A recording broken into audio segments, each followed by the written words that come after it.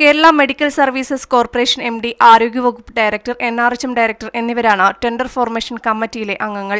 എന്നാൽ medical services corporation MDയെ മാറ്റി NRHM ഡയറക്ടർക്ക് അധിക ചുമതല കൊടുത്തതോടെ കമ്മിറ്റിയിലെ അംഗങ്ങളുടെ എണ്ണം 2ആയി.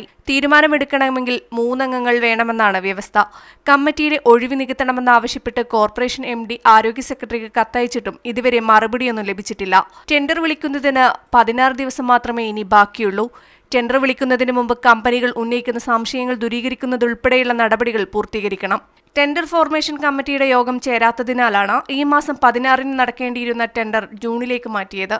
കൂടാതെ ടെൻഡറിൽ പങ്കെടുക്കുന്ന കമ്പനിക്ക് കടമില്ലാതെ 75 കോടിയുടെ ആസ്തി വേണമെന്ന വ്യവസ്ഥയും കൂടുതൽ കമ്പനികൾ പങ്കെടുക്കുന്നതിന് തടസ്സമാണ്.